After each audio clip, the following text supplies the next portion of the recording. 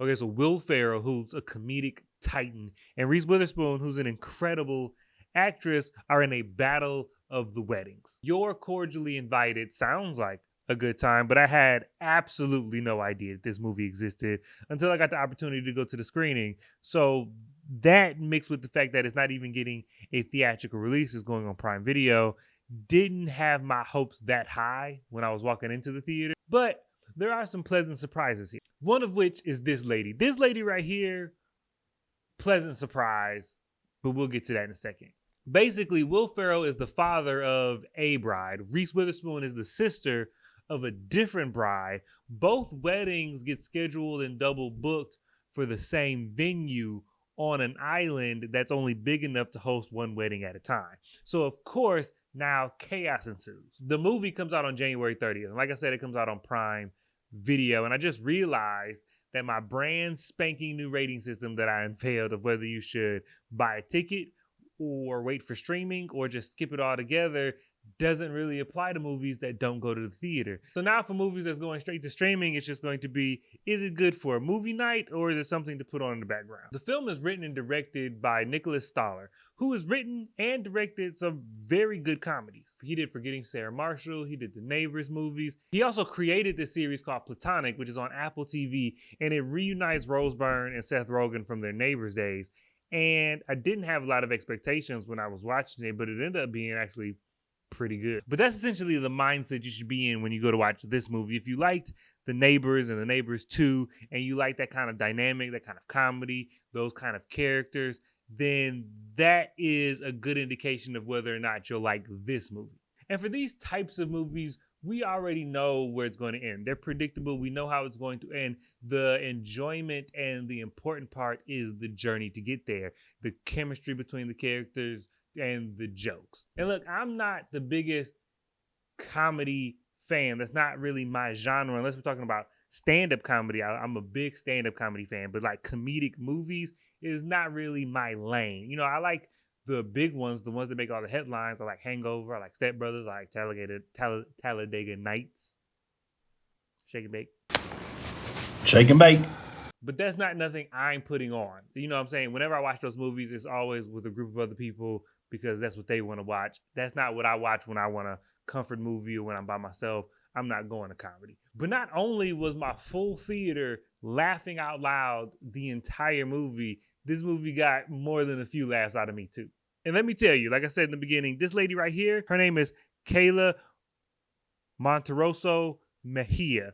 And she is hilarious. Not only she is this movie, but she has a smaller role in another movie that came out this month, One of Them Days, with Keke Palmer and SZA. And in both movies, she stands out. And in both movies, she is hilarious. And this, if you're cordially invited, she takes the material she's given, which is not a whole lot, but she takes it and she does the absolute most with it. Like every scene, every line is at least got a chuckle out of me. I was smiling, I was chuckling. She is hilarious. And even with her more over the top scenes, because towards the end of the movie, comedy ramps up, the physical comedy ramps up, everything goes to 11. And she was doing stuff to where it was genuinely funny. Like so many times it can get over the top, it can get silly to the point where I'm rolling my eyes. But whatever she was doing, however she was presenting it and displaying it, it just was funny to me. It was just real authentically funny to me. Of course, Will Ferrell and Reese Witherspoon do a fantastic job. They're fantastic actors. I prefer Reese Witherspoon in more dramatic roles, but that's also just my bias. I like dramatic stuff more in general. But not only does she hold her own against Will Ferrell, which is not an easy thing to do, but to me, it's doubly impressive because she is able to be just as good as Will Ferrell by also having, to me, slightly worse dialogue to work with. I felt like some of the jokes that were written for her weren't as good. I felt like some of the jokes, especially in the beginning, when they first get to this island, were just, I don't think they were just that well written of jokes. If they were written on paper, I probably would have cut them out. But the way she delivered them, the way she poised herself, the way she handled the character, she was still able to be very funny. She was able to be very charming. She was able to be very vulnerable all throughout this film.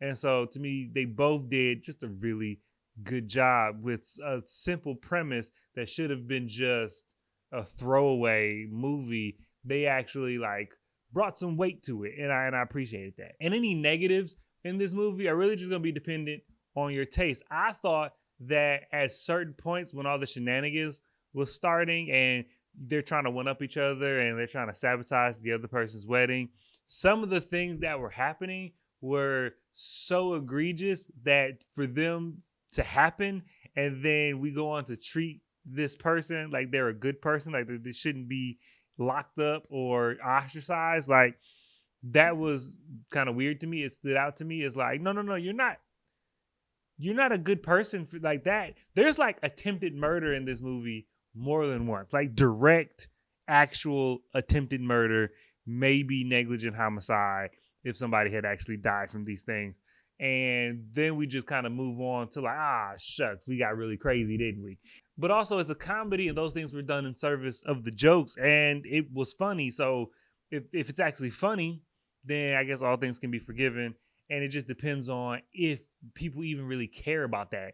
If the jokes land, you know what I'm saying? If the jokes land and we're here for a good time, do you really care about that? That's up to you. For this movie, I say if you're a general fan of Will Ferrell comedies, and we put like Talladega Nights, Step Brothers, Elf, and Anchorman on the top tier of his movies, and then we put movies like Spirited or Get Hard at the bottom tier, then I think You're Cordially Invited fits at a high middle tier. I don't think it's an average movie.